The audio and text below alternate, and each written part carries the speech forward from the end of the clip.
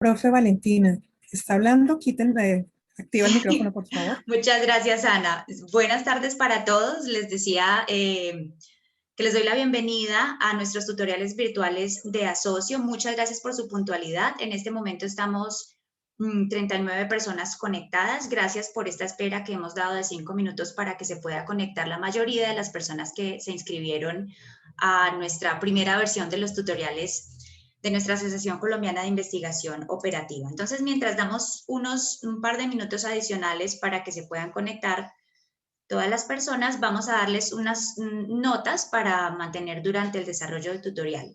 Entonces, la idea es que primero, mientras esté la presentación del tutorial, de lo que va a presentar nuestro primer conferencista de hoy, mantengamos los micrófonos apagados. Sin embargo, y a diferencia de otros espacios que hemos tenido en nuestra asociación, podemos hacer preguntas durante el desarrollo del tutorial. Entonces, para ello, podemos o bien sea escribir en el chat, el profesor Andrés hoy estará pues atento al chat y yo le ayudaré también con el chat, o también pueden levantar la manito, en cuyo caso pues les vamos a dar la palabra según la secuencia en que vayan levantando la mano. Entonces les pedimos por favor tener en cuenta eso porque la idea es que sea que haya interacción entre las personas que estamos conectadas en la sesión de hoy.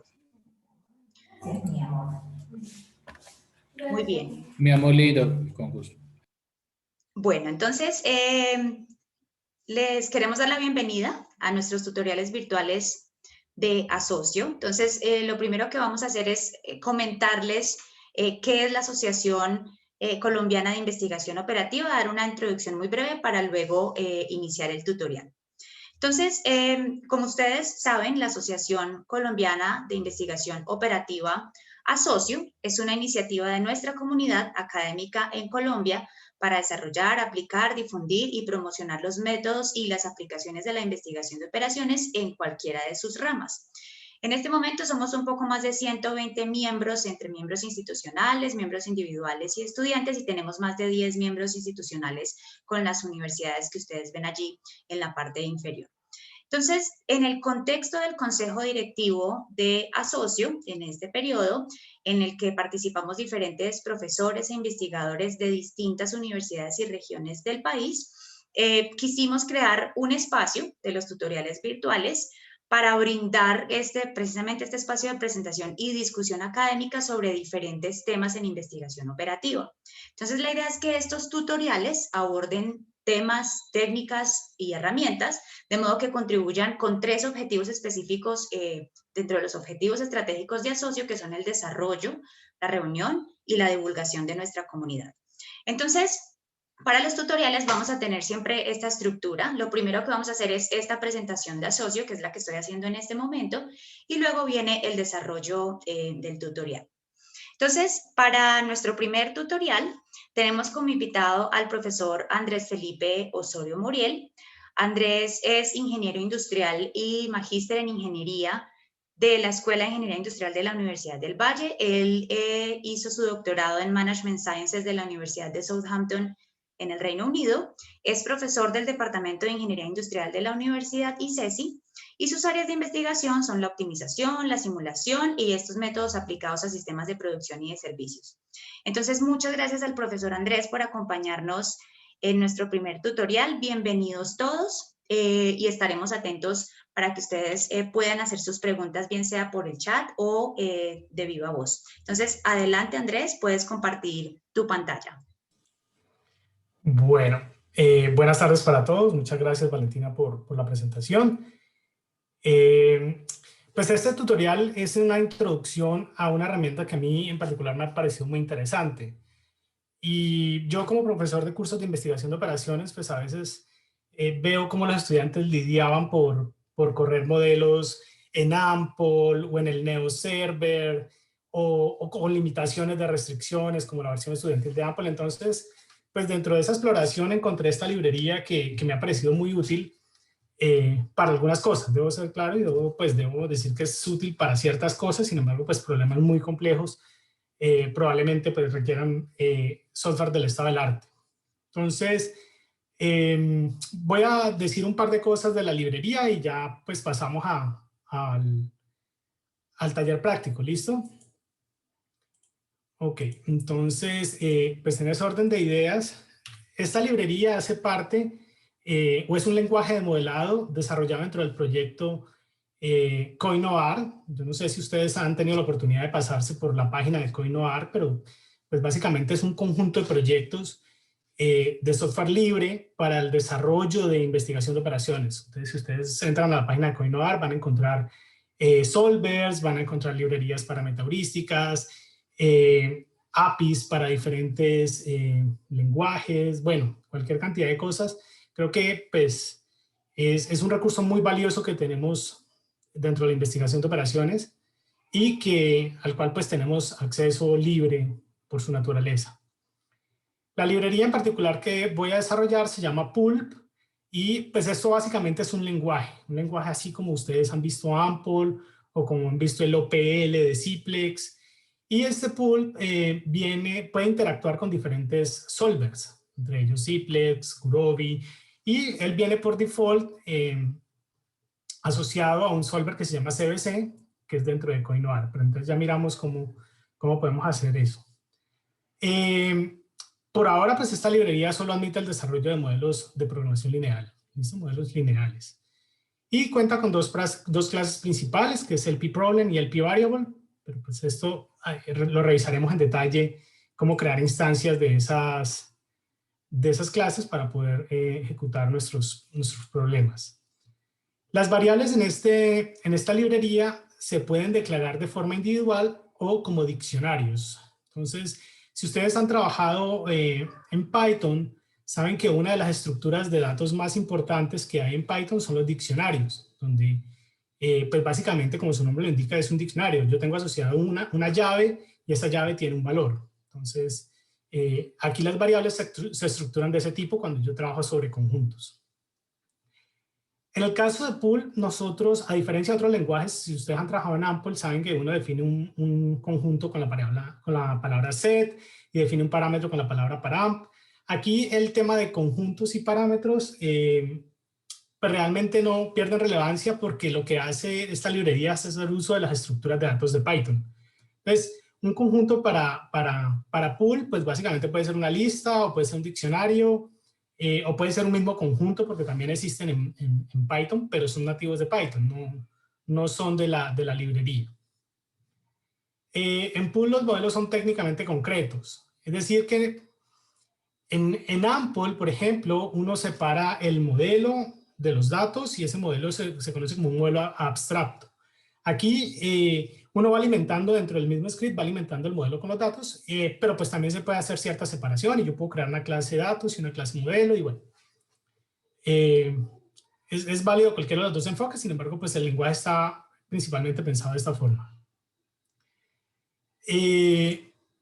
Algunas cosas de Python, digamos que en Python, pues a diferencia de otros lenguajes no usamos llaves para indicar subsecciones del código, sino que se trabaja con indentación. Esta indentación pues es un anglicismo, por eso lo he puesto ahí entre comillas, pero básicamente es usar tabulados para poder organizar el código sin necesidad de llaves y estas cosas.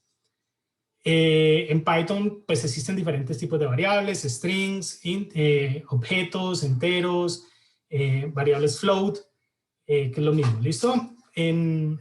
Y dos de las estructuras de datos más importantes de Python, como les decía, son primero las listas, que estas listas pueden verse como arreglos dentro de otros lenguajes, pero pues aquí se llaman listas y tienen esa forma. Esas listas se les pueden agregar elementos, se les pueden retirar elementos y son pues útiles, por ejemplo, para definir mis conjuntos.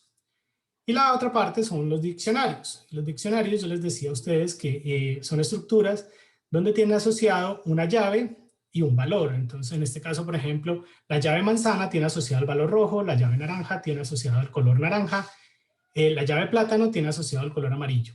Entonces, es como una listica donde yo a cada uno de estos le doy poniendo su respectivo valor, y esto es útil porque me sirve para definir parámetros dentro de mis modelos. Ahora revisamos un poco cómo es eso a través de los ejemplos. Y por último, hay otro elemento otra característica de Python, que es estos list comprehension, que básicamente son elementos de programación funcional y me sirven para generar listas de forma dinámica. Entonces, por ejemplo, yo puedo, para generar una lista de pares, pues simplemente tengo aquí un if for in range, y esto me genera internamente la lista sin necesidad de hacer los dos ciclos por fuera y evaluar y mirar. Esto pues es supremamente rápido en Python y funciona muy bien. Si tienen alguna pregunta, pues por favor les pido que me interrumpan, porque la verdad es que no estoy viendo el chat. Entonces, pues siéntanse libres, por favor, de levantar la mano. Buenas tardes, profe. ¿Me escucha? Sí, Carlos. Ok, profe, una pregunta. Bueno, este modelo se está usando, o esta librería pool se usa desde Python. Hay un software que también tiene bastante uso en este momento a la par de Python, y es R. No sé si hay alguna versión de R, porque yo creo que, o sea, hay muchas cosas que se manejan en Python también, está subparalelo en R. No sé si de pronto hay algo similar en R, o esta librería tiene alguna, pues, una versión en R, no sé. Pues la verdad es que desconozco si esto tiene una API en R. Pero la mayoría de solvers sí tienen APIs para R, para Python, para Julia, pues para casi todos los lenguajes. Esta en particular está hecha para Python, pero yo la verdad no trabajo mucho R, entonces pues no te puedo decir con certeza si tiene esa API o esa versión de R. Bueno, Ok, entonces, muchas gracias, muy amable. listo. Bueno, entonces vamos digamos, a ver la parte, cómo funciona, vamos a poner las manos a la obra, a ver la librería cómo funciona, y pues para eso yo he preparado ciertos elementos, para ir explicando ciertos blogs, para ir explicando los elementos de la librería. Lo primero es que vamos a trabajar sobre Google Collaboratory. Yo no sé si ustedes han tenido la oportunidad de explorar esto, Google Collaboratory. En todo caso, pues siempre que uno tenga una cuenta en Gmail, tiene acceso a estos entornos de Google Collaboratory, ¿listo? Y este entorno pues lo que hace es que me permite ejecutar códigos Python sin tener instalado absolutamente nada. Todo esto es en la nube se le asigna un tamaño de RAM, un tamaño de disco. Esto pues es gratis. Si uno quiere aumentar estas cosas pues ya hay un pago, pero en principio con lo que le asignan a uno es bastante bueno para ejecutar cosas. Entonces esto funciona a través de dos tipos de celdas de código y celdas de texto. En estas celdas de texto, pues básicamente lo que yo puedo es colocar cualquier texto que quiera. Si tengo un título, entonces esta es una nueva sección, y él inclusive acá me va organizando por secciones pues como yo tenga esto aquí. ¿Listo? Y cuando tengo estos códigos de Python, pues yo básicamente los ejecuto de aquí y él ejecuta el código, o puedo darle control enter y también ejecuta el código. Y puedo tener tantas celdas como de código como yo quiera. ¿Listo? Entonces, pues, esto es de las cosas que he encontrado yo más prácticas para el desarrollo de mis clases, porque yo puedo compartir, de hecho ahorita les voy a compartir los links de estos blogs. Yo puedo compartirle el link del blog, bien sea para que la persona lo edite o simplemente lo visualice, y eso hace que, pues, que los estudiantes en muchos casos puedan trabajar de forma colaborativa sobre el mismo blog. ¿Listo? O inclusive pueden correr los modelos desde un celular. Entonces es algo que a mí en particular pues me ha parecido bastante bueno para facilitar ese acceso a las herramientas sin tener que descargar nada, sin tener que instalar nada. Entonces pues creo que es interesante por ese lado. Bien. Entonces vamos a iniciar el tutorial. Yo arrancaré con un modelo supremamente básico e iremos agregando elementos sobre los modelos. Yo no sé si ustedes reconocen este modelo, pero este modelo pues es un modelo que lo usan como primer ejemplo en el libro de Hillier y Lieberman, donde X1 y X2 pues es, digamos, una variable asociada a la cantidad de puertas y cantidad de ventanas que uno hace. Los coeficientes de X1 y X2 aquí pues son la utilidad que me deja cada una de las puertas o las ventanas, y básicamente yo tengo 3 departamentos. El departamento 1, y aquí está pues cuánto recurso consume cada puerta y cada ventana y de cada uno de los departamentos. ¿Listo? Es un modelo supremamente simple como los que uno arranca haciendo en investigación de operaciones. En particular, esta primera forma que vamos a ver cómo resolverlo así explícito. Yo sé que en la vida real, pues nosotros no trabajamos de esta forma construyendo los modelos explícitos así, pero sí puede ser útil para personas que apenas estén empezando y quieran tener un primer acercamiento con el lenguaje. Entonces, lo primero pues, es instalar la librería, y esto simplemente lo hacemos a través de este comando pip install pulp. Y pues cuando lo ejecutamos, él empieza a instalar la librería, ¿cierto? Es básicamente todo lo que tenemos que hacer. Se hace dentro del mismo blog. Entonces, listo. Aquí me dice que la librería ya fue instalada. Y vamos a construir nuestro primer modelo, que es este modelo que tenemos aquí. Entonces, lo primero que yo hago es importar la librería a través de este comando. ¿Sí se alcanza a ver ahí bien o aumentamos un poco aquí? Listo. Importamos la librería y después creamos una instancia del modelo. Entonces yo lo voy a llamar algo que se llama model y esto me crea la instancia. En esta instancia yo defino si el modelo es de minimización o de maximización. Simplemente aquí digo el P minimize o el P maximize y esto pues ya me crea la instancia de ese modelo. Después de eso viene las variables de decisión, y la definición de las variables de decisión pues se puede hacer de varias formas. La primera es que la variable pide o se puede construir a través de 4 parámetros. Lo primero es este LP variable, que crea una instancia de la clase LP variable, crea un objeto de esa clase. Aquí le pongo un nombre a esa variable. En este caso x1 representa la cantidad de puertas que yo voy a hacer y x2 representa la cantidad de ventanas. El siguiente parámetro que me pide a mí la variable es el límite inferior. Entonces, pues en la mayoría de modelos de programación lineal, nosotros trabajamos a partir de que variables que son mayores o iguales a 0.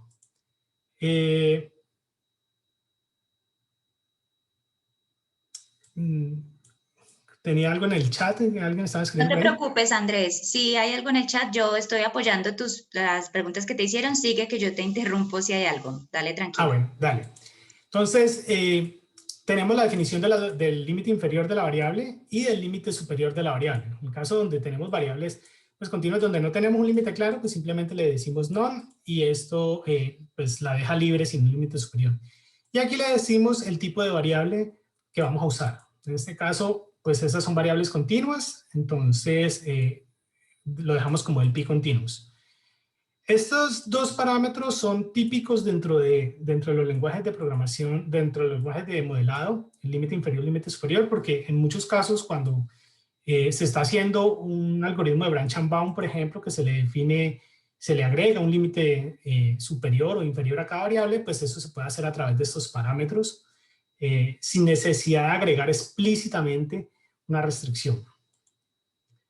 Bien, yo lo puedo hacer así. Aquí, digamos, no tengo los nombres de los parámetros, pero también puedo colocar los nombres de los parámetros. Entonces, name, cantidad de ventanas, el límite inferior, lo dejo igual a esto.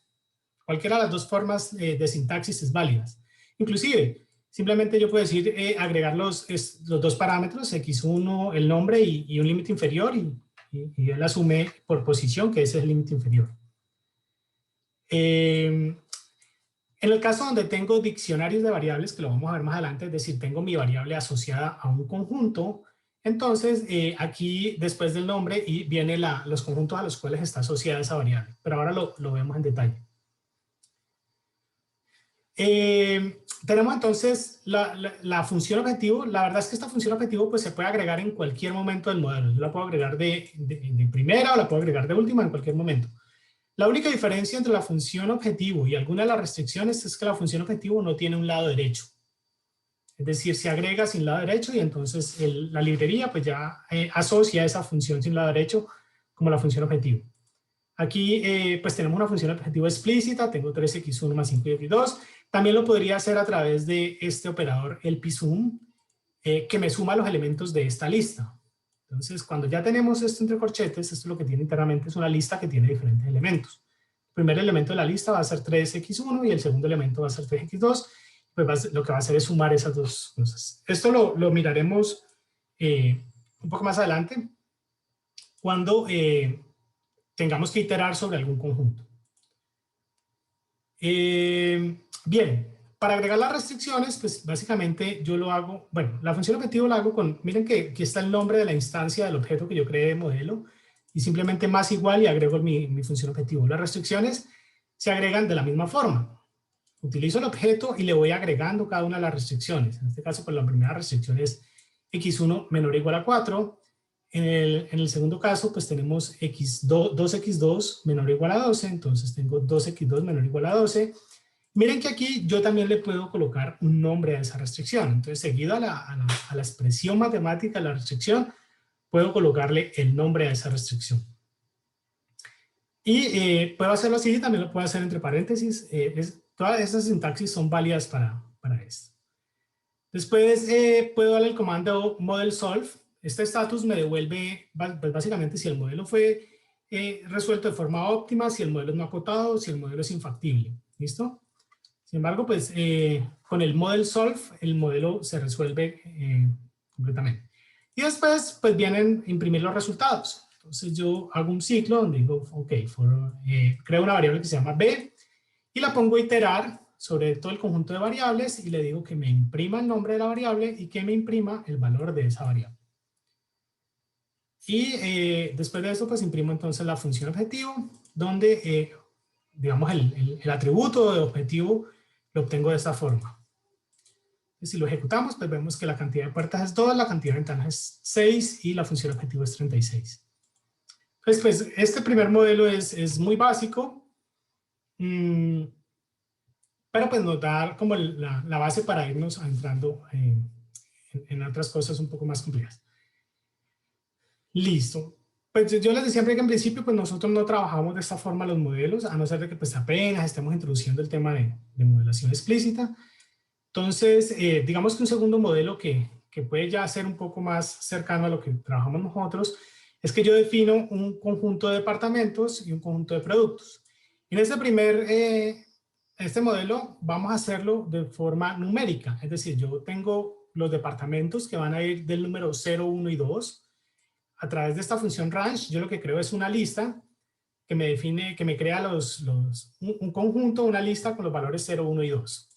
¿Listo? El 3 es como el límite superior y no está incluido en la lista. Y tengo dos productos. Entonces, creo mi lista de productos que contienen los elementos 0 y 1.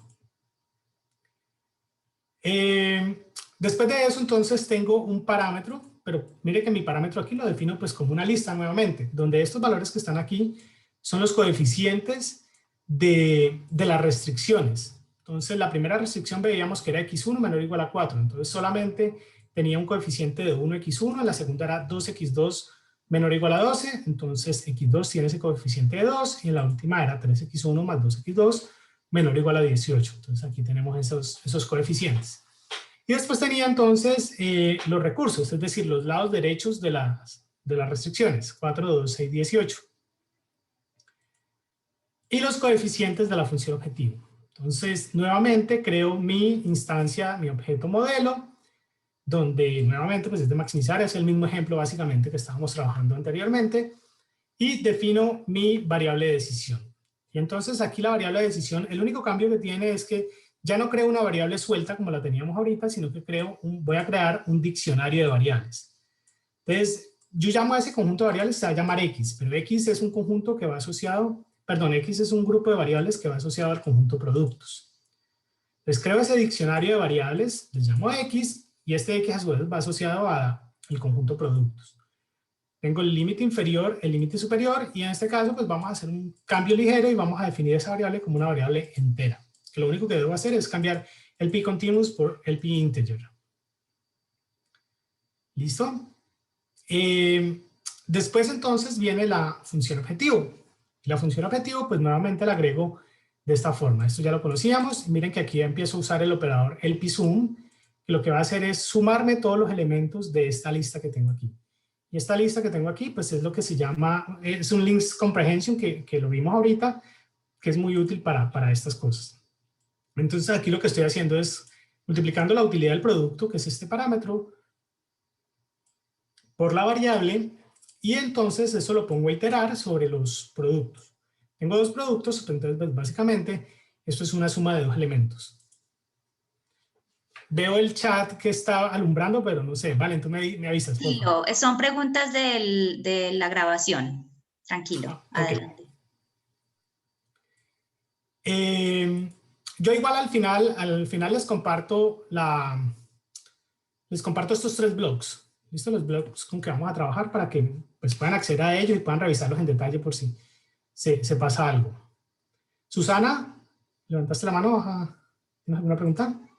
Buenas tardes. Mi pregunta es si con esta librería es necesario usar NumPy o Pandas, por ejemplo, para los diccionarios o la manipulación de los datos. En algunas cosas, en principio no, pero si tú quieres, por ejemplo, hacer análisis de resultados, pues Pandas sí te vendría bien. Ahorita les muestro un ejemplo cuando pues, traigo las variables y quiero crear un data frame con esas variables y graficar, por ejemplo. Y NumPy digamos, NumPy se utiliza, por ejemplo, si quiero hacer algún script donde necesito crear arreglos y guardar cosas. Ahora también les tengo un ejemplo preparado para donde uso algo de NumPy y donde uso algo de Pandas. Pero en principio no, mira que hasta aquí no hemos usado ni NumPy ni Pandas para este primer ejercicio. Listo, muchas gracias. Vale.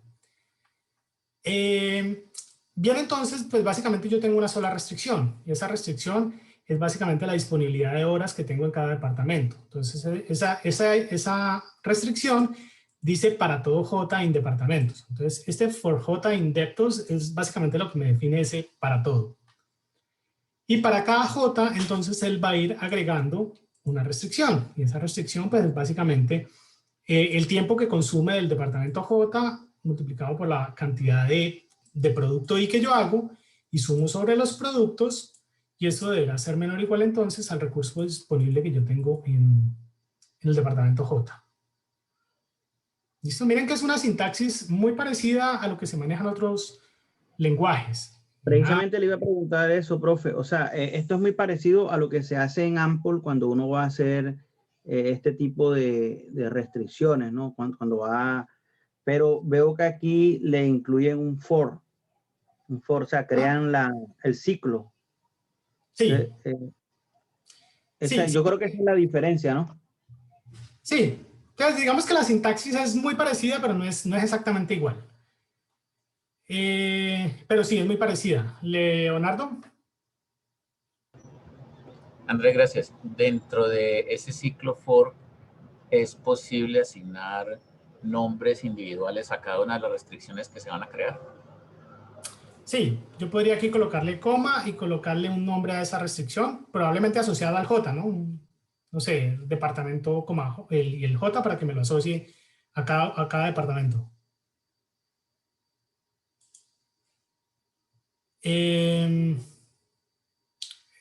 No sé si eso contesta tu pregunta, Leo. Perfecto, gracias. Dale.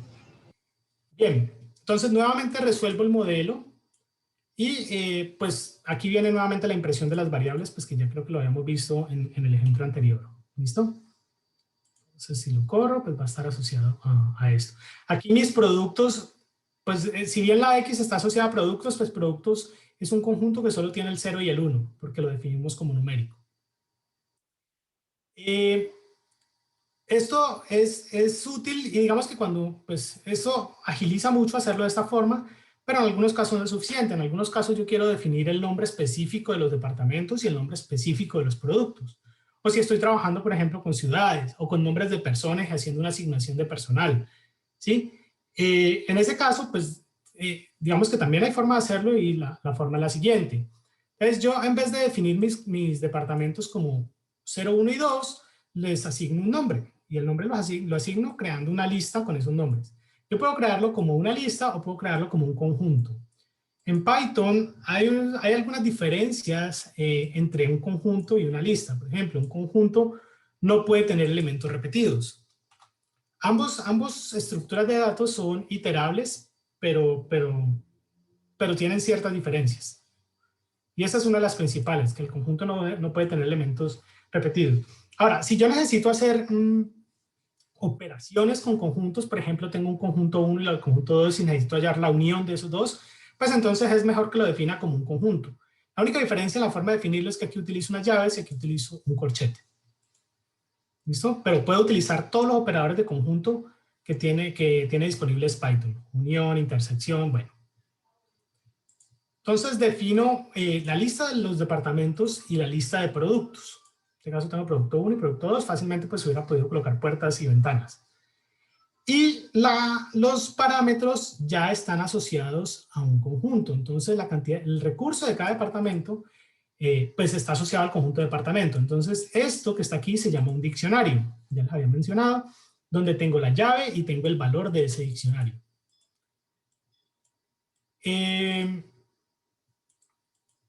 Y así defino entonces pues, los parámetros. Ahí es importante decir que para parámetros de más de 2 dimensiones, pues esto se vuelve tedioso hacerlo así. Entonces la librería tiene un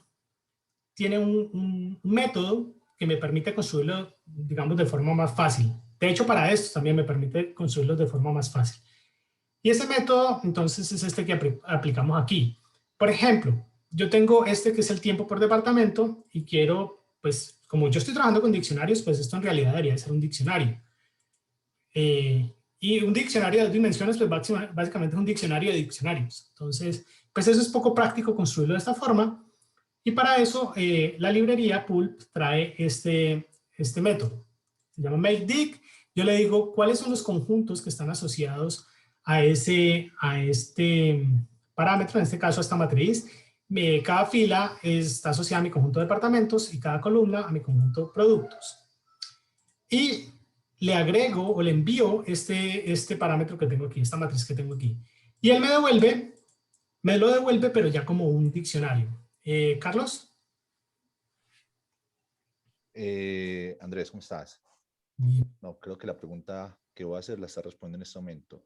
Que si esa lista que tienes, donde tienes los tiempos de producción de cada producto en cada planta, lo que llamas tiempo de departamento, también podría crearse como un diccionario donde cada parámetro tenga su explicación. Me imagino que sí, y no estoy seguro, pero creo que lo que está explicando en este momento. Sí, básicamente es eso. Aquí no está como un diccionario, aquí está como una matriz, como una lista. Exacto, sí. Y quiero convertirla en un diccionario de diccionarios, y eso lo hace este método. Entonces yo aquí le digo qué significan las filas, qué significan las columnas, y le envío esta matriz, y él automáticamente entonces me crea ese diccionario. Es decir, que ya va a estar asociado al departamento 1 con el producto 1. Si entiendo bien esa integración de diccionario, ese departamento productos va a ser lo que llamas tú la llave, ¿cierto? El key. O sea, la integración de tanto el departamento de otros productos sería el key. Sí. Okay. Sí, básicamente eso. Bien. Entonces, creo mi instancia de modelo. Nuevamente, pues esto ya lo habíamos visto. Maximizar y creo la variable, el diccionario de variables que está asociado al conjunto de productos. Esto ya lo habíamos visto en el ejemplo anterior. No tiene nada diferente. Acá tengo entonces la función objetivo, que también es igual al ejemplo anterior. Digamos que aquí lo único que estoy cambiando es que estoy incluyendo los nombres y definiendo conjuntos como strings. Acá, bueno, acá está de pronto lo que me preguntaba ahorita Leonardo, que es cómo agregar esas restricciones y colocarle un nombre a cada restricción. Entonces, pues esta restricción ya la habíamos visto, lo único que estoy haciendo adicional es colocarle el nombre de esa restricción. Nuevamente resuelvo el modelo. Aquí pues yo puedo imprimir también ese estatus del modelo. Y aquí imprimo la función objetivo e imprimo las variables. ¿Listo? Bien. Hasta ahí entonces hemos visto pues el modelo sencillo, un modelo con conjuntos y un modelo con conjuntos que contienen texto. Angélica. Hola, una pregunta. ¿Hay manera de que imprima los resultados de las variables duales? Sí. Sí, digamos que ahorita les muestro un ejemplo cómo imprimir los precios sombra y cómo imprimir los costos reducidos y los slash de las restricciones. Perfecto, gracias. Listo. Bien, entonces pasamos a un ejemplo que tiene ya variables binarias y variables enteras. ¿Listo? Y es un ejemplo pues que creo que no todos nosotros podríamos estar, pues estamos familiarizados con este tipo de ejemplo. Es un Facility Location Problem, donde yo tengo 4 posibles ubicaciones de plantas y tengo 4 tiendas o clientes a los que yo les mando los productos, y tengo pues una matriz de costos de transporte desde las plantas a las tiendas. Tengo a su vez una capacidad de estas plantas y un costo fijo de operar estas plantas. Es un típico Facility Location con simplemente un escalón adicional aparte de las plantas. ¿Listo? De 2 escalones. Este ejemplo lo tomé por acá lo tiene esta universidad. Y estos son la tabla de demanda, la tabla de costos de transporte, y pues el modelo, pues creo que ya todo lo podemos visualizar. Yo tengo un conjunto de plantas y un conjunto de tiendas. Y tengo pues básicamente una variable binaria de 1 si se abre la planta, P, y 0 lo contrario. Y tengo una variable de flujo de cuántas unidades voy a enviar desde la planta P hasta la tienda S. ¿Listo? Mi función objetivo pues básicamente es minimizar la suma de los costos de transporte más los costos fijos de operación. Y ese problema pues básicamente tiene 2 restricciones. Tiene la restricción de cumplimiento de demanda, donde pues todo lo que yo mande de las plantas, aquí hay un error en esto, esta sumatoria sobre P, deberá ser mayor o igual a la demanda, y todo lo que yo envíe desde cierta planta pues deberá ser menor o igual a la capacidad de la planta si se abre. Por eso aquí está multiplicado pues por la variable binaria. Aquí, bueno, esto lo vamos a hacer también, este ejemplo también lo vamos a hacer de diferentes formas, inclusive importando los datos desde Excel y exportando los resultados. Importo la librería, creo mi lista que contiene las plantas, asigno mi parámetro de capacidad, es decir, creo el diccionario que contiene la capacidad de estas plantas, y el costo fijo de operar estas plantas también es un diccionario que contiene ese costo fijo.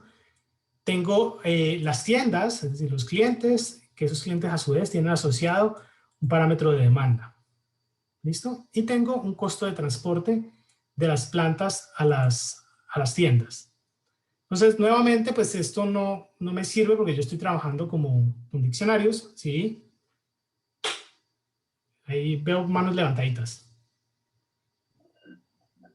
Andrés, ¿qué tal? Gonzalo Mejía. Una pregunta, ¿por qué a veces declaras como lista y a veces como diccionario? Pues... La lista el diccionario es, a ver, si yo defino mi conjunto como un conjunto de strings, donde aquí no tengo números. Ajá. Sí, eso es lista. Nombres, entonces yo debo definir esa capacidad como un diccionario. Si esto es numérico, pues yo digamos que asocio la posición del dato aquí acá, a la posición de estos valores de acá. Ajá. ¿Sí está claro? Sí, perfectamente. Ok. Pero pues lo tienes ahí a tiendas allá. Sí, no, ya, listo. Ya, perfecto. Gracias. Esta es la definición del conjunto y este es el parámetro que está asociado a ese conjunto. Listo, entonces aquí, pues nuevamente para no hacer un diccionario de diccionarios, ingreso la matriz de costos de transporte y convierto esta matriz en un diccionario. Entonces, ¿cómo lo hago? Utilizando nuevamente este método makeDict, donde las filas son las plantas, las columnas son las tiendas, y este es el nombre de esta matriz que tengo aquí. Este parámetro, la verdad es que no hay mucha información sobre qué es el parámetro. Uno lo corre con el parámetro y sin el parámetro y funciona igual. La verdad es que la información o la documentación de la librería no da mucha información sobre este parámetro. Bien. Aquí entonces defino mi variable de decisión, que esta variable pues ya va a tener 2 índices. Está asociada a plantas y a tiendas. ¿Listo? Entonces este es un XIJ o un XPS que le llamé allá. El límite inferior de las variables, el límite superior. Y pues en este caso, cuando está definida como entera, en realidad esto no debería ser entero, debería ser continuous. Y tengo la variable binaria de 1 y 0 si abre la planta o no abre las plantas. ¿Listo? Leonardo. Allí en la definición de esa variable X, estás diciendo que va a ir indexada en plantas y tiendas, ¿cierto? Sí. Entonces, justo allí en esta notación, ¿se puede usar cualquier tipo de iterable o tiene que ser una tupla o cómo funciona eso allí? No, pero realmente se puede usar cualquier iterable. Inclusive aquí a veces ponen listas, he visto ciclos aquí mismo. Vale, gracias. Pero no, puede tener más índices además. Vale, gracias. Listo. Defino la instancia del problema. Bueno, aquí no lo llamamos model, sino que lo llamamos prop, pues básicamente lo mismo. Y tengo mi función objetivo, y la función objetivo pues es el costo de transporte multiplicado por mi variable X. En este caso tengo una doble sumatoria, entonces miren que yo genero dos listas. La primera es sobre un índice y cierro esa lista y después itero sobre el segundo índice. ¿Listo? Entonces aquí tengo pues mi doble sumatoria. Podría tener más sumatorias, pero en este caso el problema solo tiene dos índices, entonces se hace de esta forma. Y después tengo entonces el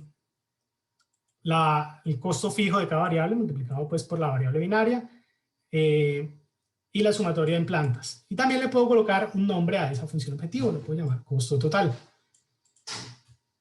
Bien. Pues el problema tenía básicamente dos restricciones. La primera restricción es que todo lo que se envía de las plantas para las tiendas S, la sumatoria de lo que yo envío de cada planta a cada tienda S, pues debe ser menor o igual a la capacidad de la planta multiplicado por su variable binaria de si se abre o no se abre. ¿Listo? Y esto va por todas las plantas. Y la otra restricción, pues básicamente era la sumatoria de lo que yo envío, de lo que le llega a cada tienda desde todas las plantas, por eso suma en plantas, pues debería ser mayor o igual a la demanda de cada tienda. Aquí hay algo importante y algo que creo que no lo había mencionado, y es que uno puede guardar el problema en un formato LP. Creo que admite más formatos, creo que admite también MPS y bueno. Y pues digamos que esto es útil por si yo quiero, por ejemplo, tratar de resolver el problema en otro solver o partir de alguna instancia, generar ese formato LP. Además que esto me ayuda muchísimo también a veces cuando tengo alguna infactibilidad en alguna de las restricciones, pues es más fácil si yo genero ese modelo LP y reviso la restricción explícita. Entonces puedo guardar ese problema como LP. Aquí pues lo resuelvo básicamente. Imprimo el estado del problema, imprimo las variables e imprimo el costo total. Entonces miren que en este caso, pues X es X, pero está asociado a plantas y a tiendas. Es como lo tengo acá definido, él ya me hace esa asociación y me crea pues el nombre de la variable completo. En este caso, pues en nuestro ejercicio abrió las 3 plantas, la única que no abrió fue Denver, y genera pues estos resultados de flujo de mi variable. No sé si hasta ahí hay alguna pregunta adicional. Ah, sí, veo manos levantadas. Sí, buenas tardes. Muy buena la presentación. Yo tenía una inquietud, es que con CBC Solver uno puede imprimir unas estadísticas de la solución que creo que son bastante el número de iteraciones, los CATs, pues que tú, bueno, una serie de estadísticas que se resuelven con Statistical Solution. No sé cuál sea la opción de imprimir esto. Sí, la verdad es que yo no la he usado en particular para imprimir esa información como la que uno obtiene, por ejemplo, en Simples cuando uno empieza a resolver. Pero sí existe la opción. En este momento no tengo el comando exacto para decirte cómo se imprime, la verdad. Lo quedo viendo. Oh, muchas gracias. Excelente la librería. ¿Alguien más tenía por ahí la mano levantada? Sí, profe. La pregunta es, por ejemplo, cuando uno cuadra algunos modelos con Gusset, Gusset le muestra a uno una hoja adicional con el análisis de sensibilidad. ¿Cómo podríamos hacer el análisis de sensibilidad por medio de pool? Si es posible hacerlo, o nos toca manualmente hacer las iteraciones. No, yo puedo obtener información sobre los costos reducidos y sobre los precios sombra en particular. Algo que no me da pool es los intervalos de esos parámetros, que es lo que me da Excel pues, en la tabla. aquí se usan, se obtienen los costos reducidos y los precios sombra, pero esos intervalos no me los da. Y el tema aquí es pues, que el uso de esos costos reducidos y de esos precios sombra, pues es porque eso se usa cuando uno está trabajando algoritmos de descomposición. Pues ya ustedes sabrán que en generación de columnas, en descomposición de Bender, pues se utiliza esa información específica, pero no, pues no se tienen en cuenta realmente los límites de esos intervalos. Pero pues hasta ahí se puede sacar. Ahorita ya les voy a mostrar cómo esa parte. Bien, bueno, esto funciona yo les decía que funcionaba también con otros solvers, sino que obviamente pues con otros solvers sí necesitan tener instaladas ustedes las licencias. De hecho esto lo pueden, la librería Pool, yo se la estoy mostrando en el Google Colab, pero ustedes la pueden tener instalada en su, si ustedes tienen una IDE de Python, pues yo por ejemplo tengo Spider y en Spider tengo instalada la librería y yo puedo pues ejecutar mis problemas, mis modelos aquí, tal como este. De hecho, puedo usar otros solvers. Por ejemplo, si yo corro, este pool funciona con varios solvers realmente. Puede funcionar con, si yo ejecuto este comando solver leads, lead solvers, miren, todo esto que me genera aquí son los solvers con los que puede interactuar realmente pool. Entonces tengo GLPK, tengo Ciplex, tengo Gurobi, Musec, Express, el mismo CBC, y puedo también entonces cambiar el solver que yo quiero usar. Entonces yo quiero resolverlo con Ciplex y lo tengo instalado. Bueno, ¿cómo me doy cuenta de cuáles están instalados? Pues simplemente ejecuto esta línea, only available true, activo ese parámetro y pues en este caso yo tengo Ciplex instalado en mi máquina y pues Pool y CBC pues vienen con la librería. Si yo quiero usar Ciplex para esto, pues simplemente aquí donde dice Model Solve, activo el solver que quiero. Aquí vienen algunos parámetros. Por ejemplo, aquí le puedo meterle el gap de optimalidad que yo estoy dispuesto a aceptar para mi modelo. Entonces. Andrés, discúlpame, te interrumpo de viva voz. Creo que en este momento estás respondiendo la pregunta. Carlos Alberto Rojas, ¿nos confirmas si lo que está diciendo el profesor Andrés es correcto? Él te saluda, dice, buenas tardes, profesor Andrés, recibo cordial saludo. Y la pregunta es, ¿cómo seleccionar un solver específico? Por ejemplo, Ciplex Gurobi, no el que aparece predeterminado, CBC, que entiendo es lo que estás explicando, pero que quiero preguntarte, Carlos, si eso responde a tu pregunta. Bueno, sí, adelante. Si yo no puedo levantar la manita y por eso tuve que interrumpirte, Andrés. Gracias. Listo. Bueno, bien. Vamos entonces a continuar acá con los blogs. En esta parte pues vamos a mirar algunas cosas. Lo primero es que pues en muchos casos es útil yo cargar mi información desde Excel porque pues, realmente la construcción de estos diccionarios que yo tengo aquí a mano se vuelve tediosa y más si yo tengo parámetros holistas de parámetros pues muy grandes, entonces se vuelve tedioso. Entonces una opción también es cargándolo desde Excel. Y para cargarlo desde Excel yo instalo adicionalmente esta librería que se llama OpenPyXL, que me permite leer archivos de Excel. Entonces, ¿qué hago de diferente? Bueno, aquí cargo el OpenPyXL, creo un objeto libro, que ese objeto libro voy a cargar, este archivo es el que tiene mis datos. Yo, ¿cómo lo cargo aquí al entorno de Colab? Pues simplemente le digo que voy a subir un archivo. Y, bueno, antes de cargarlo desde ahí, voy a abrirlo aquí para que le vean cómo lo tengo. Básicamente tengo las plantas, tengo la capacidad, el costo fijo, las tiendas, la demanda de cada tienda y el costo de transporte. ¿Listo? Entonces, la forma de leer ese archivo, lo voy a leer aquí y él va a cargar aquí. ¿Listo? Simplemente pues le digo que voy a usar ese archivo, que mis datos están en la hoja 1. Aquí le digo, aquí vuelvo a mis conjuntos numéricos. No es necesario, ahorita pues miramos cómo lo hago sin que sean numéricos, pero aquí defino nuevamente plantas y tiendas. Como plantas sería de 0, 1, 2 y 3, y tiendas también sería 0, 1, 2 y 3. Y aquí pues básicamente lo que hago es iterar. Entonces este parámetro capacidad va a leer de la hoja 1, desde la fila, va a empezar en la fila que yo le diga, en este caso en la fila 4, y va a leer hasta la fila 7. Entonces, básicamente sería la columna 2 de la fila 4 a la 7. Y aquí esto pues me va a ir guardando los datos en esta lista y esta lista se va a llamar la capacidad. Entonces vemos que en mi libro tengo de la fila 4 a la fila 7, ¿listo? De la columna 2. El costo fijo está en la misma 4, 7, pero en la columna 3. Entonces la forma, como le digo, es esta. Entonces va a leer la fila I, que va a iterar entre esto, y va a leer la columna 3, y ahí lee los costos fijos.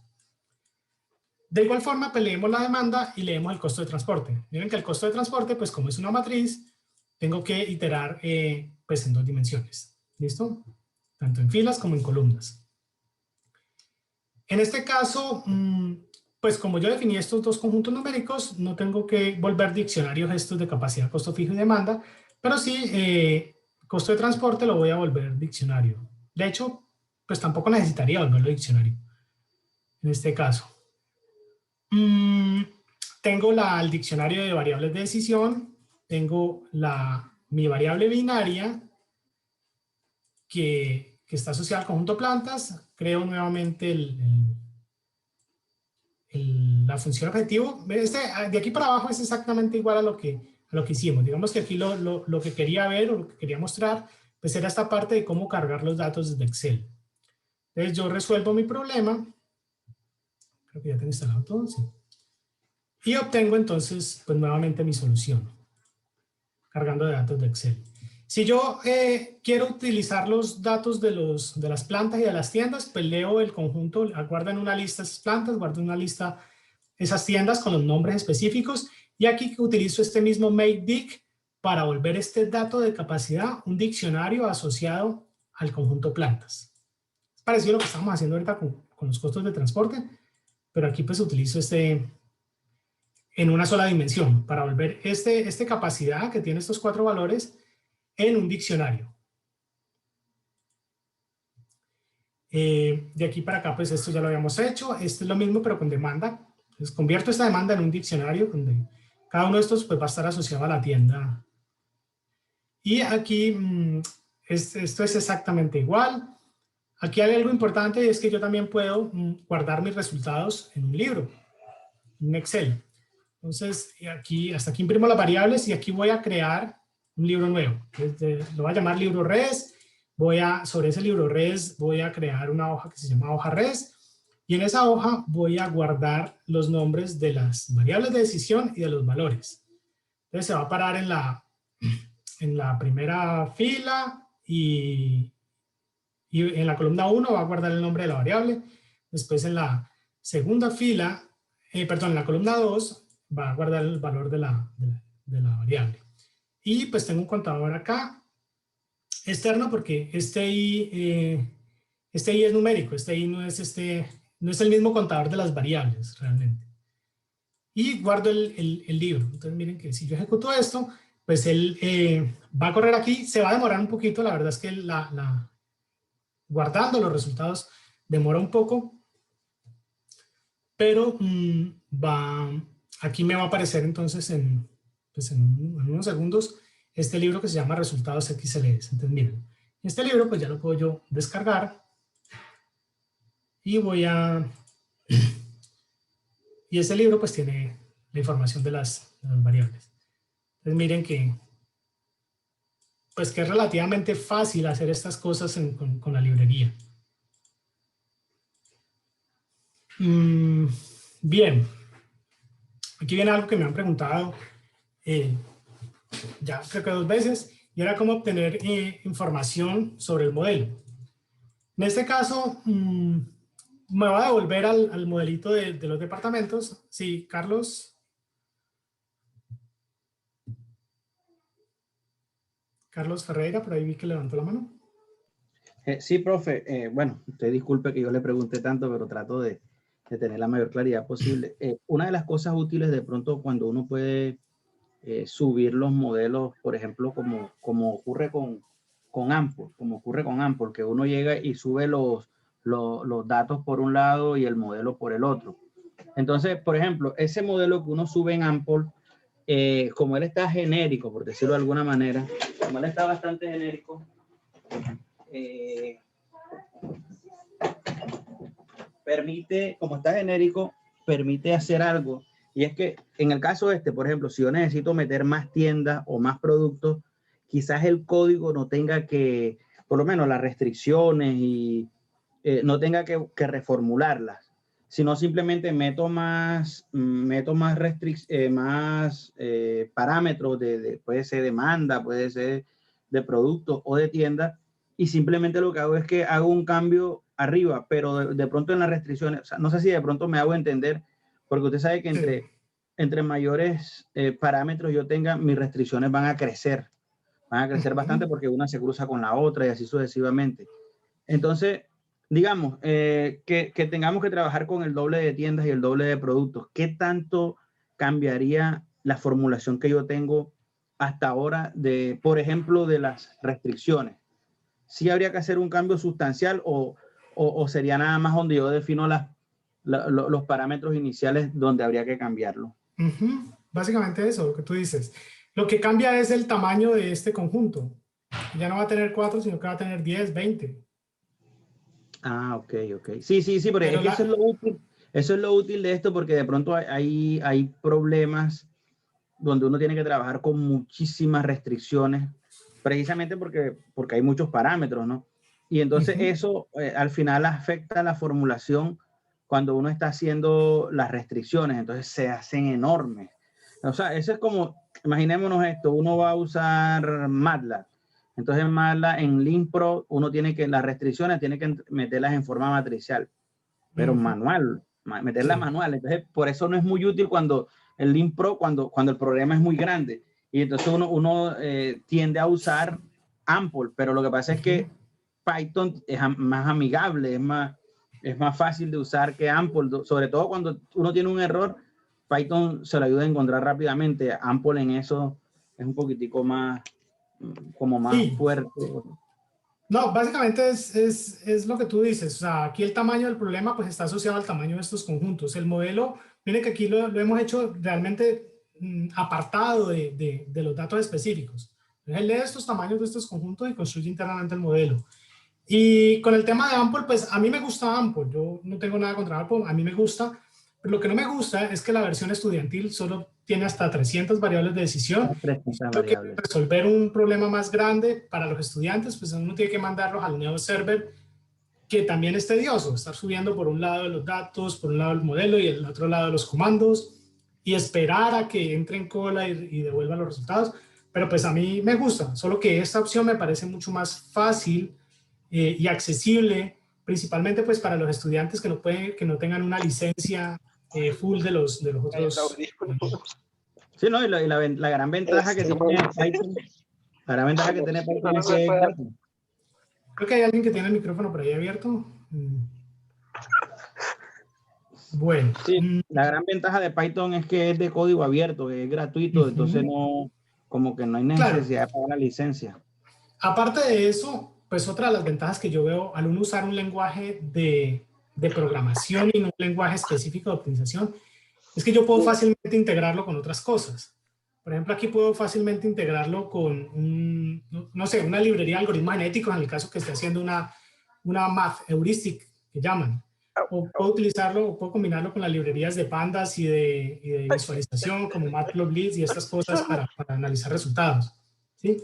Entonces, esa es una de las ventajas de utilizar un lenguaje de programación y no el lenguaje específico de optimización. Pero, Andrés, disculpa, qué pena, te interrumpo de nuevo. Bueno, primero reiterarles que si pueden mantener, por favor, los micrófonos apagados, pero es que, bueno, el profesor Leonardo Rivera está en cola y luego hay una pregunta en el chat, entonces no sé si lo quieras leer ahorita cuando termines y puedas proceder con la pregunta del profesor Leonardo. No, ya. Dime. ¿Sí, Leo?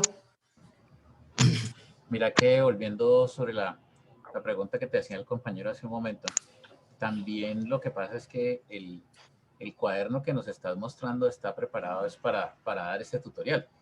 Pero si vos lo preparas de tal forma que tenés tus archivos en unos datos externos y el propio programa va y mira cuántos elementos son, con base en eso establece los rangos, con base en eso sabe dónde leer las etiquetas, se puede automatizar todo de tal forma que no sea sino cambiar los archivos de datos igual como los cambian en Ample, simplemente es porque la forma en que lo hiciste X para que nosotros veamos, para que nosotros entendamos todo muy en detalle y que no nos queden los datos por allá de forma misteriosa, escondida, fuera de nuestro acceso.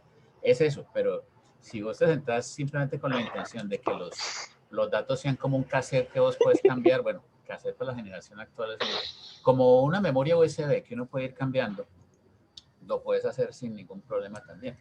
Y la otra cosa es Giovanni Erazo tiene el micrófono abierto, ¿lo puedes cerrar, por favor? Y la otra cosa es que te acordás que te comenté que también existe ese software llamado GUSEC, que usa el mismo lenguaje de Ample, pero usa otros solvers de acceso libre como GLPK y otros que se le pueden implementar, que ese sí no tiene limitación de cantidad de restricciones ni de variables. Entonces también es otra opción para cuando uno no se pueda conectar al NIO server o algo por el estilo. Ok. Gracias, Leonardo. Gracias. Yo vi que Juan Guillermo tenía la mano levantada también. Sí, es para una pregunta de tu balance como profesor de un curso de optimización. Más allá de los límites de tamaño, al lado del aprendizaje de los estudiantes, ¿cómo los ves cuando usas un lenguaje de modelación algebraica, cualquiera que seas el que uses, AMPL, OPL, Mosel, comparado con cuando usan Pool? ¿Cómo los ves aprendiendo?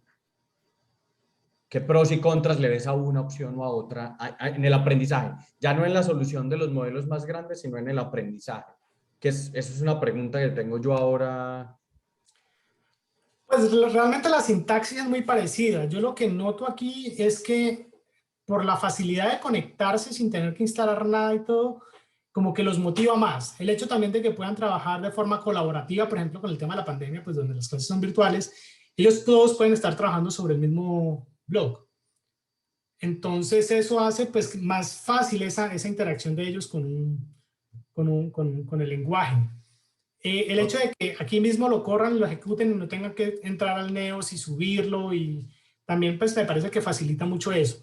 Pero bueno, entonces en ese caso sugieres que además de eso sea en cuadernos de Colab y no, por ejemplo, de Jupyter, mejor uno de Colab. A mi modo de ver, Colab ha funcionado muy bien y en los cursos ha funcionado muy bien. Y el día que ellos tengan que entregar algo, pues simplemente exportan esto, lo descargan como un y se lo pueden enviar a uno y uno puede hacer la revisión sobre eso. Pues porque si mandan el link, pues el link corre el riesgo de que ellos tengan, digamos, la posibilidad de modificar lo que han hecho todo el tiempo. Otras cosas que a mí me parece muy interesante es que, por ejemplo, yo en mi Moodle, yo comparto el link del blog. Entonces, si yo necesito actualizar algo, lo actualizo sobre el blog, pero el Moodle pues queda actualizado porque es el link directamente, en lugar de subir los archivos específicos de Ample, y si necesito actualizarlo, entonces tengo que volver a subir el archivo, volver a trabajar con eso. Entonces, pues yo, por ejemplo, pues básicamente lo que hago es que, les muestro aquí, yo tengo una carpeta de blogs para cada curso, y yo linkeo los blogs y en el Moodle les pongo estos links. Entonces, yo lo he encontrado muy útil. Yo trabajaba acá antes con Ample y en el curso lo desarrollaba con Ample, pero la verdad es que pues esto me ha gustado mucho. Otra de las cosas es porque para ellos el Python no es tan ajeno. Ellos ya empezaron a ver Python en algunos cursos iniciales dentro de la carrera, en algoritmos y en algunas otras cosas. Entonces ellos ya se sienten un poco más cómodos con Python, con algunas cosas de la sintaxis de Python.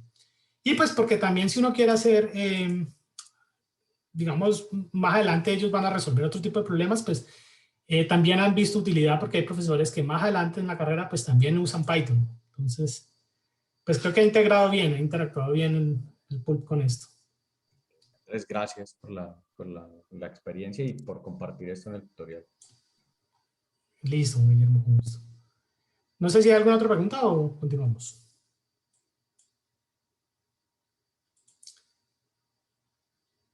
Carlos Alberto Rojas dice, ¿cómo se representan los conjuntos inducidos? Pues básicamente yo puedo generar acá, cuando yo defino mis conjuntos, yo lo defino como un conjunto. Yo puedo ya crear subconjuntos de ese conjunto, o puedo crear uniones, o intersecciones. La forma es cómo lo defina yo aquí. Por ejemplo, aquí lo tengo definido como una lista. Si yo quisiera utilizar operadores de conjunto, pues básicamente lo que hago es cambiarlo a una llave y esto ya me permite utilizar operadores de conjunto. Entonces, y puedo utilizar, pues Python tiene, de hecho, por acá creo que hay unos ejemplos.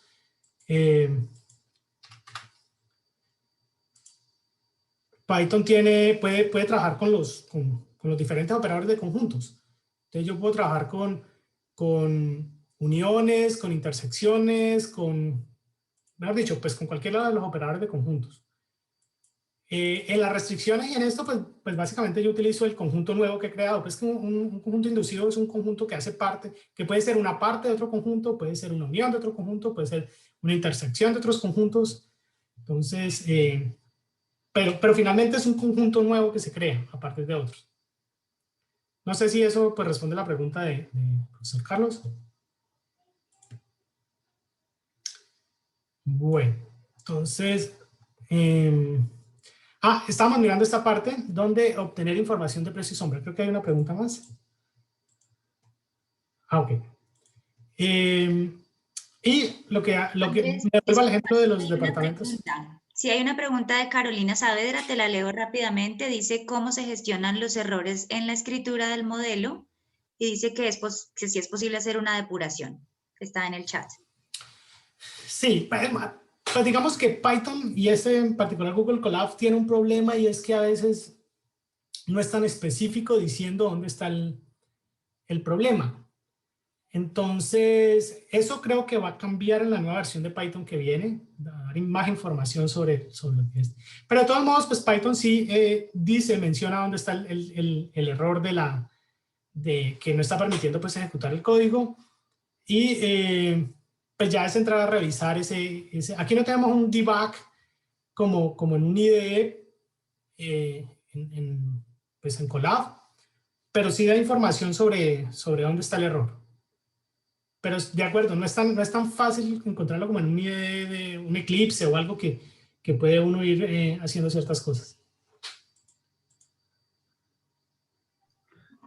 Profe, una preguntita, André Felipe. Es que yo había explorado algunas librerías también con Python, como el MIP, ahí las compartí en el chat, y el PyWRPL, no sé cuál sea las ventajas o cuál sea yo pues muy claro, muy accesible, pero ¿cuál puede ser la ventaja con otras librerías de programación lineal? La verdad es que yo he explorado esta y exploré otra que se llama PyOmu, que también es usada, pero en términos de sintaxis este lenguaje me parece mucho más limpio. Las que tú mencionas, pues la verdad no he tenido oportunidad de explorarlas todavía. Listo. Hay una que resuelve problemas que no son necesariamente lineales, que es bien interesante, el PW, y el otro sí es específicamente MIP. Ok, sí, de hecho también hay otras de programación por restricciones. De hecho en Coinovara hay una que se llama Choco, que también es programación por restricciones, pues eso también depende de lo que uno vaya a resolver, ¿no? Cómo abordar la solución de ese problema. Pues yo en particular he usado esta porque pues digamos que en los programas de pregrado pues lo que típicamente se enseña es programación lineal. Por eso me he ido con esta, pero pues no he tenido la necesidad de explorar las otras. Pero gracias por los comentarios. No, gracias a usted, profe. Muy amable. Bueno, volviendo al ejemplo de los departamentos y de las puertas y las ventanas, pues hasta aquí digamos que el problema era exactamente igual. Y aquí lo que voy a hacer entonces es que queremos extraer información sobre los costos reducidos y los precios sombra. Entonces, pues sabemos que los costos reducidos están asociados a las variables de decisión. ¿Listo? Para yo imprimir los costos reducidos, pues simplemente nuevamente hago un iterador sobre las variables, escribo el nombre de la variable, pues aquí estoy colocando esto, pues esto simplemente para ver qué es los costos reducidos, y la forma como accedo yo es con este atributo que se llama DJ. Entonces este atributo DJ me devuelve esa información de esos costos reducidos. En el caso de los precios sombra y del slack, pues que están asociados a las restricciones, entonces creo un iterador donde pues voy a recorrer bueno, esto en realidad es un diccionario de restricciones, donde tengo el nombre de la restricción y tengo la restricción como tal. ¿Listo? Entonces imprimo el nombre de la restricción, bueno, acá está lo que me preguntaba Leonardo, ese nombre de la restricción, aquí la llamé R y J, y aquí obtengo la restricción. Entonces tengo, para acceder al precio sombra, es con este atributo que se llama PI, y para acceder al slack, es con este atributo que se llama slack. Entonces esta es la forma de imprimir costos reducidos y precios sombra. Les decía yo pues que los intervalos no se pueden obtener a través de esta librería. Entonces, pues me da la solución, cantidad a producir, aquí este es el resultado de la variable 1, el resultado de la variable 2, el costo reducido de la variable 1 y costo reducido de la variable 2, pues vemos que hacen parte de la solución, por lo tanto su costo reducido es 0. Tenemos los precios sombra de las 3 restricciones. Entonces este es el precio sombra de la restricción 1, de la restricción 2 y de la restricción 3, y este es el slack de la restricción 1, 2 y 3. ¿Alguien levantó la mano?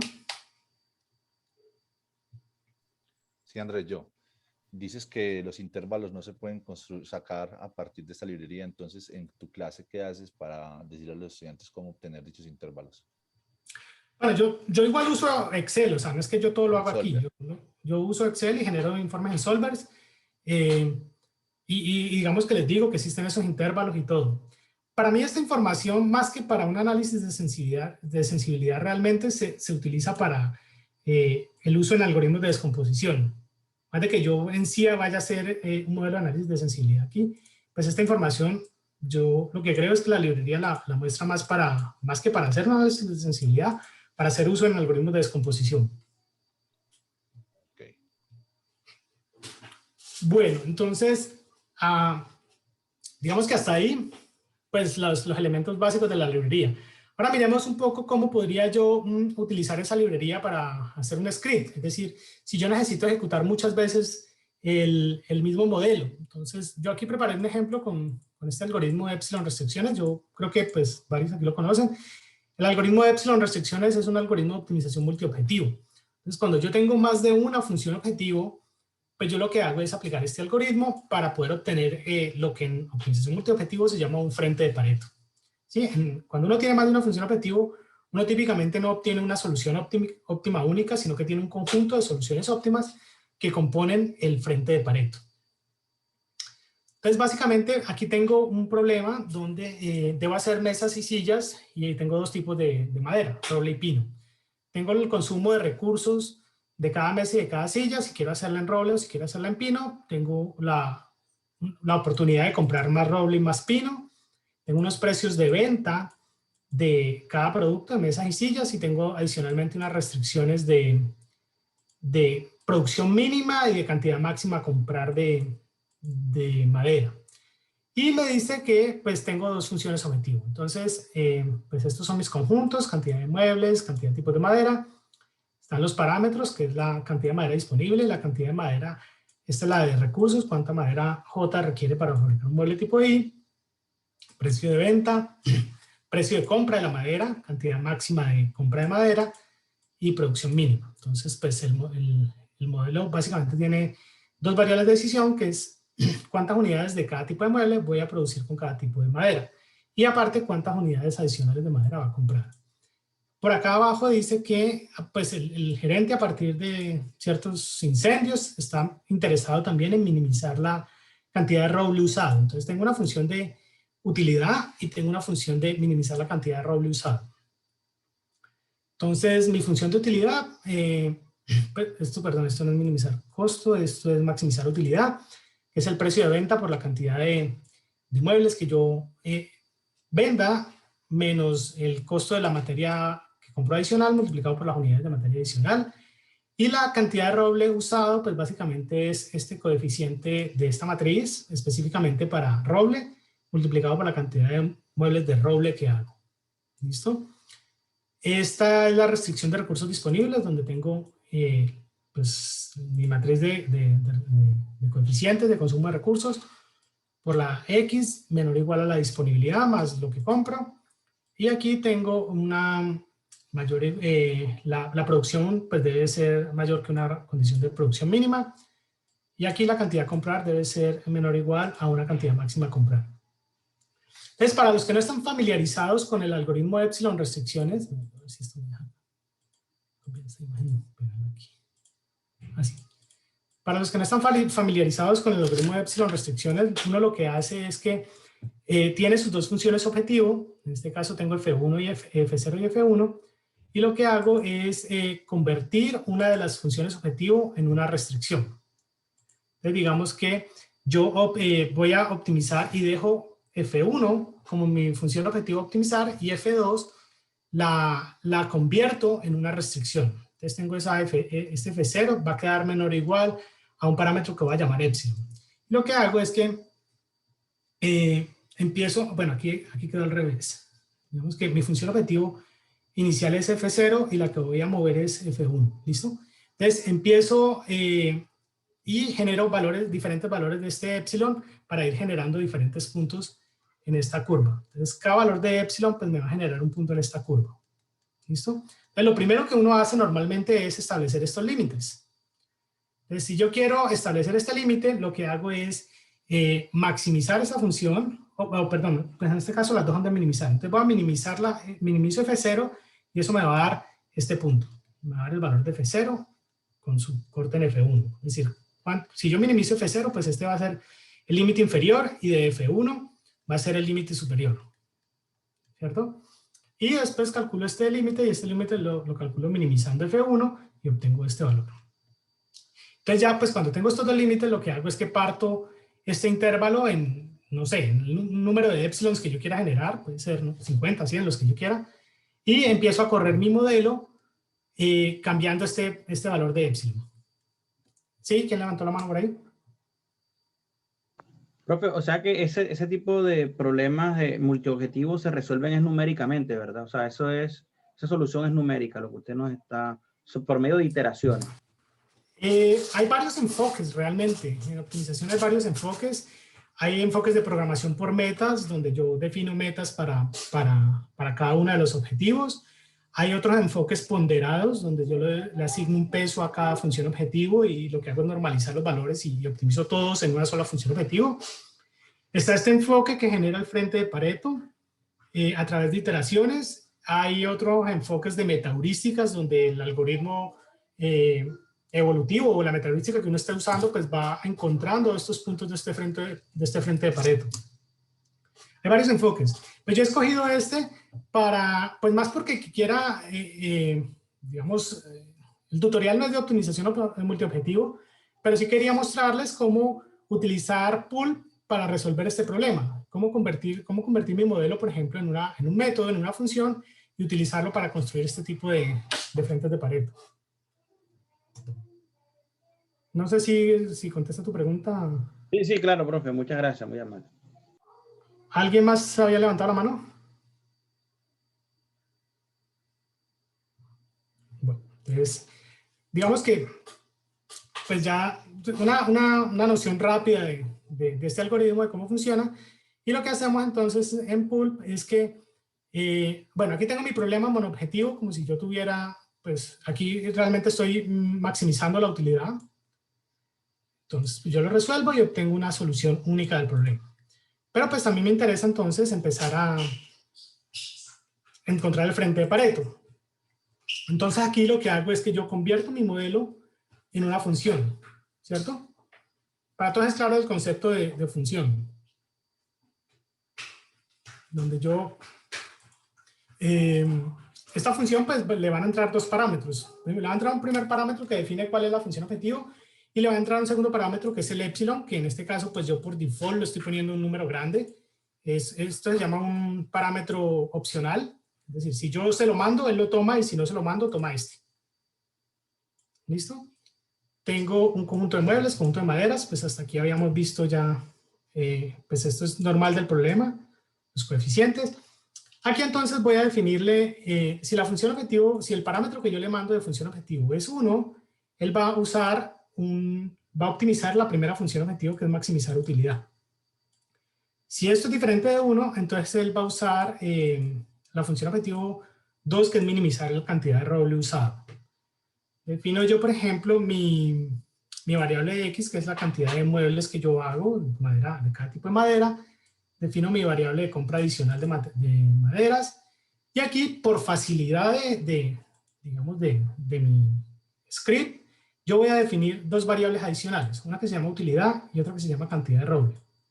¿Listo? Entonces esta variable de utilidad pues va a ser un solo valor, que ese valor va a ser el resultado de la función objetiva de utilidad. Y esta cantidad de roble pues también es un valor específico que va a ser la cantidad de roble usada. Simplemente por facilidad pues esto lo defino aquí internamente. Si la función objetivo es 1, él va a maximizar la variable de utilidad. Si la función objetivo 2 es 2, él va a minimizar la cantidad de roble. Y aquí le defino esa variable cantidad de roble a través de una restricción. Le defino qué es la variable cantidad de roble, pues básicamente es la suma de la cantidad de roble que consume cada mueble por la cantidad de muebles de roble que yo hago. Y en la utilidad, pues entonces tengo lo mismo, la función objetivo de utilidad. Simplemente aquí la amarré a una variable y esa variable es la que maximizo. Agrego una restricción que la cantidad de roble va a ser menor o igual a un parámetro epsilon. Y recuerden que este parámetro epsilon viene como parámetro en mi función. Entra aquí. Cada vez que yo llame modelo, yo debo mandarle una función objetivo y un valor de epsilon. Si no le mando ese valor de epsilon, pues toma este. Y tengo pues las restricciones que veíamos ahorita en el modelo. Cantidad de recursos usado, cantidad de producción mínima de muebles y esta es la cantidad máxima de maderas a comprar. Entonces, esta función me va a devolver, cada vez que yo llame ese modelo, él me va a devolver dos valores. Me va a devolver el valor de la función objetivo de utilidad y el valor de la función objetivo de roble, de cantidad de roble. Aquí defino un segundo método, y este segundo método, una segunda función que se llama epsilon restricciones, donde yo le voy a mandar un parámetro que es la cantidad de puntos en el frente de Pareto que voy a generar. ¿Listo? Entonces, corro mi modelo, digamos, considerando la función objetivo 1, y esto me devuelve el mínimo de la función objetivo 1 y el máximo de la función objetivo 2. Después corro mi modelo con la función objetivo de minimizar roble, y esto me devuelve el máximo de la función objetivo 1 y el mínimo de la función objetivo 2. Aquí después genero un conjunto, una lista que se llama epsilons, que son los valores para los que yo voy a ejecutar voy a generar mi frente, y esto pues simplemente lo genero con esta función de NumPy que se llama linspace. Aquí tengo un mínimo, un máximo y la cantidad de valores que yo quiero que me genere entre este y este. Aquí construyo yo un arreglo de NumPy, que primero pues lo lleno de ceros, y ese va a tener pues tantos epsilons como yo le mande, y va a tener dos columnas. Básicamente aquí lo que voy a hacer es guardar las dos funciones objetivo. Entonces aquí empiezo a iterar. For i en este número de epsilons va a correr el modelo con la función objetivo 1 y con este epsilon que yo le estoy mandando aquí. Entonces esto me va a devolver o sea, él va a correr este número de epsilons y me va a ir guardando los valores de las dos funciones objetivo, y después me devuelve ese arreglo que contiene esas funciones objetivo. Y aquí pues ya viene la parte de ejecución. Digo, listo, frente de Pareto lo voy a generar con esta función que se llama epsilon restricciones, y quiero que me genere 10 epsilons. Entonces lo que le estoy diciendo es que él va a resolver 10 modelos. Esos resultados quiero que me los guarde en un data frame de pandas. Pues no sé si ustedes están familiarizados con el tema de data frames. Esto es básicamente como un data frame, es como una hoja de cálculo, pero pues permite hacer ciertas cosas, entre ellas graficar fácil, filtrar, agrupar. Entonces aquí pues guardo esto, que hasta aquí era un arreglo de 2 dimensiones, lo convierto en un data frame que me permite hacer pues como más cosas. Aquí le digo que me imprima los resultados, y aquí que me genere un gráfico de ese frente de Pareto. Entonces si yo lo ejecuto, pues miren que me corre 10 modelos y me genera ese frente de Pareto. Si yo le cambio aquí a 50, pues él lo que va a hacer es ejecutar 50 modelos. ¿Listo? Y me va a generar mi frente de Pareto para ese problema. No sé si hay alguna pregunta hasta ahí. Bueno. Carlos Arturo Delgado tiene la mano levantada. No sé si ya se le respondió, Carlos, o... Ok, ya. Apenas, sí, fue un error mío. Ya la bajé. Y digamos que lo último que quería mostrarles es pues cómo interactúa esto también con otras librerías. Entonces, pues aquí a través de un ejemplo pequeño, un segundito, vamos, este mismo ejemplo que era el de las plantas y las tiendas de computador, vamos a subir el archivo.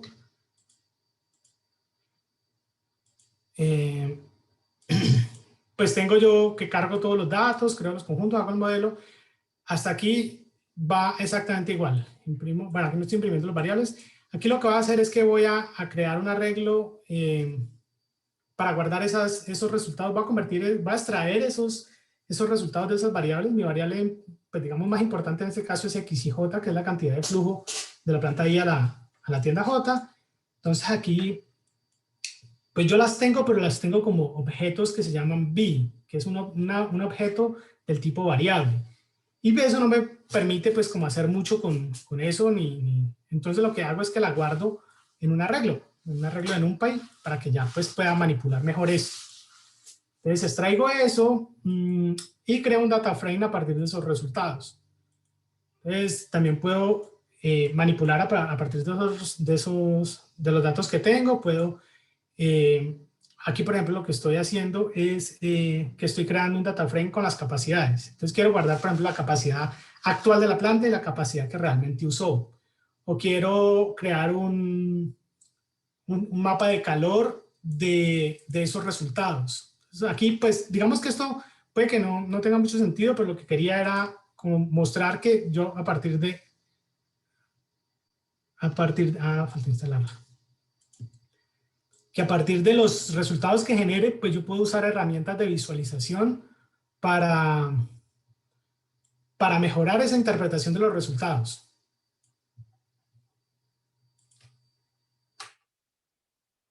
Aquí, pues nada, creo unos gráficos donde esta es la capacidad real, esta es la capacidad usada del problema, estos eran los costos de transporte, esta es la variable de flujo, por ejemplo, cuánto envía de San Francisco a vemos que pues, claramente de Los Ángeles a San Diego representa el mayor flujo de la matriz y bueno, algunos ejemplos de lo que se pueden hacer. No sé si hasta ahí hay alguna pregunta. Entonces, pues esto es un taller, entonces un taller, podemos estar aquí hasta las 4 y la idea es que ustedes se animen a hacer un ejercicio. Entonces voy a compartirles todos los links de los tutoriales y voy a compartirles este que se llama Taller Pool, ¿listo? Y pues es básicamente un ejercicio para que pues exploren ustedes la librería y me cuenten si tienen alguna duda. No sé si hay alguna otra pregunta antes de que pasemos al taller.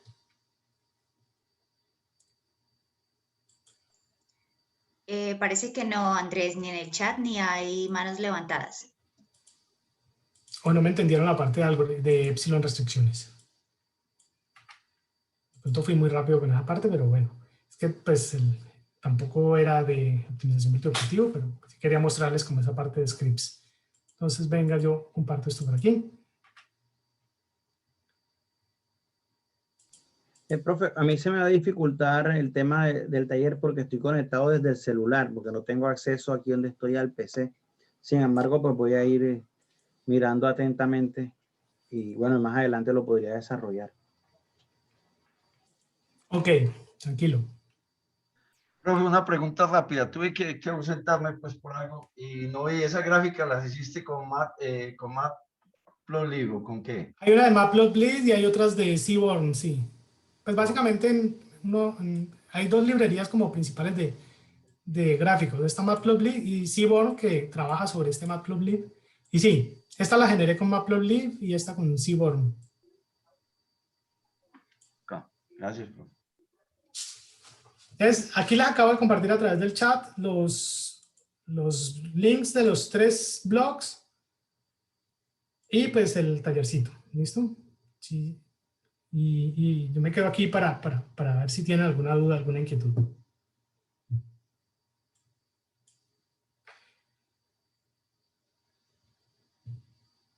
Igual, pues muchas gracias a todos por su atención. Espero que les haya parecido interesante esta librería.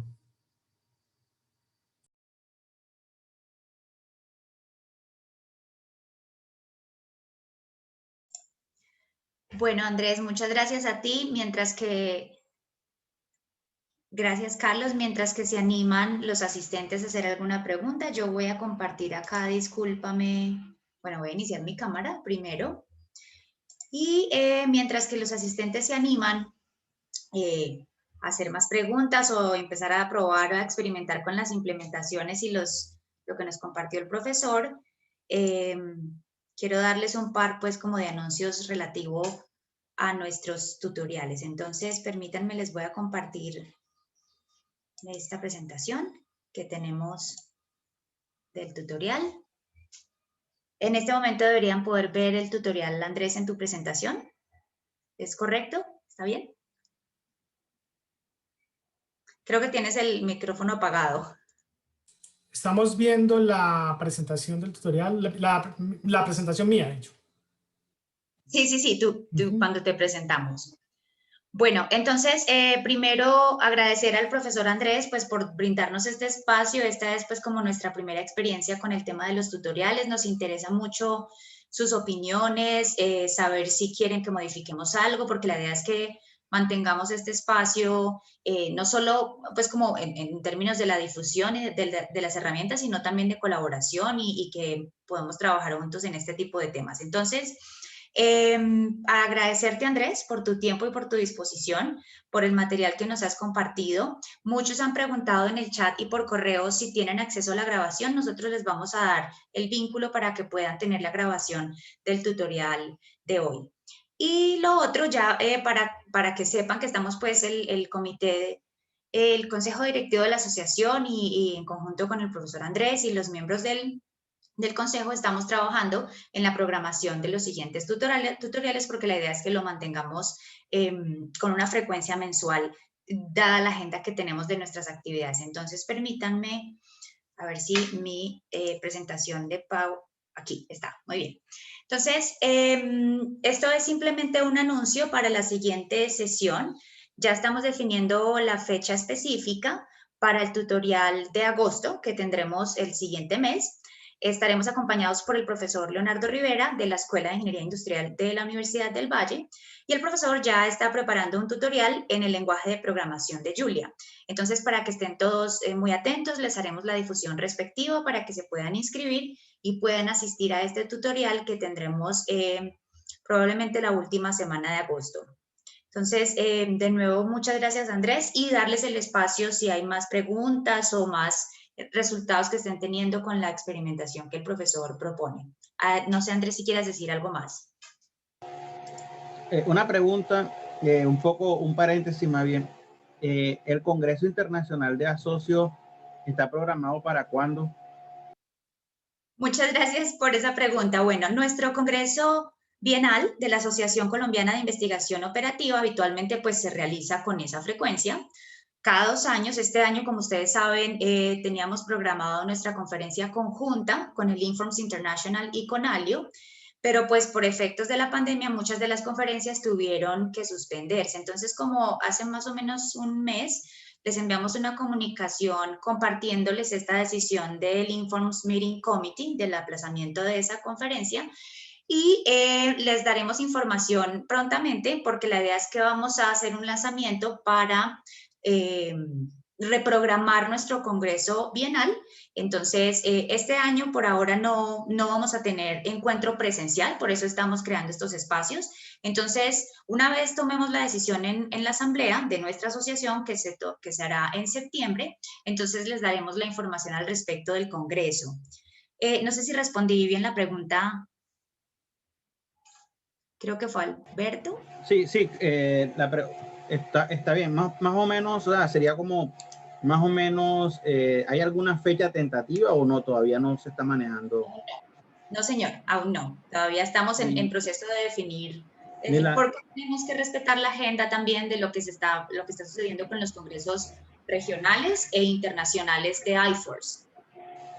Y lo otro es, ¿qué temas o qué líneas se van a tener en cuenta de investigación? ¿Qué líneas de investigación? Bueno, aparte después de lo que se maneja de investigación operativa, ¿qué otras cosas, qué otros temas o sea, lo pregunto porque tengo interés de hacer una ponencia también, entonces. Claro, eso una vez definamos, porque debemos hacer una convocatoria para la definición de la organización del Congreso con pues, las instituciones miembros también de asocio. Entonces, una vez definamos todo el tema del lugar, la modalidad, la fecha, porque estamos planeando para el 2022 o 2023, según corresponda a las decisiones de la Asamblea, definiremos también las temáticas. Entonces, obviamente, una vez tengamos toda esa información precisa, la comunicaremos por nuestros medios, pues por el correo electrónico y por la página web en la que también estamos trabajando. Ok, muchísimas gracias. Bueno, muchas gracias por la pregunta. Acá hay unos comentarios, Andrés, pues que te agradecen. Muchas gracias a John Arboleda por el comentario, Alberto también. Gracias, Carlos, también. El profesor Gabriel Zambrano, bueno, se despide. Yo creo que tuviste el comentario para ti, Andrés. Y bueno, esos son los comentarios que tenemos en nuestro chat. ¿Alguna pregunta adicional para el profesor Andrés de lo que nos ha explicado, de los experimentos que puedan estar haciendo en este momento? Bueno, nuestra comunicadora que nos está ayudando aquí con todo este tema de la difusión, ella se llama Ana Milena, creo que Ana todavía está con nosotros. Ana me ha pedido, si es posible y si quienes quieran hacerlo, si podemos tomar una foto. ¿Es así, Ana?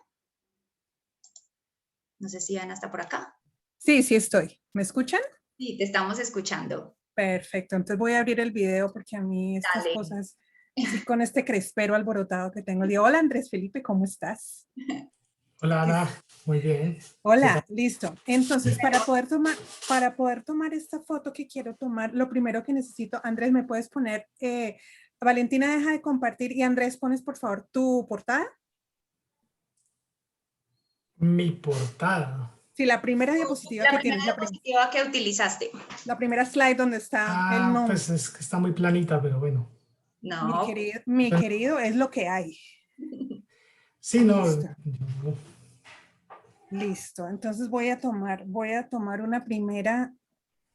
Es simplemente aclararles que Ana nos pide, pues como queremos empezar a mostrar, a compartir con la comunidad las actividades que estamos realizando. Obviamente esto es opcional, quien se sienta cómodo y quien quiera abrir su cámara para que ella pueda hacer el registro de nuestro tutorial. Entonces es libre a quienes quieran hacerlo y muchas gracias a todos. Listo. Andrés, necesito que hables para que me salgas tú solito. Bueno, muchas gracias a todos por participar en el tutorial. Listo, entonces, tomando esta foto en 3, 2, 1. Perfecto. Ahora, deja de compartir para yo poder ver a todas las personas que han querido abrir su cámara. Ay, hay bastantes, muy juiciosos, muy queridos. Ay, veo a Juan José Rojas, a Julio César, a Germán. Voy a tomar esta primera foto. Voy a tomar varias. Álvaro Junior, ¿cómo estás? Carlos Arturo Delgado, qué bueno verte. Jennifer, listo. Entonces, tomando este primer pantallazo en 3, 2, 1, listo. Y ahora voy a tomar uno siguiente por si tengo alguien más en la siguiente página. ¿Listo?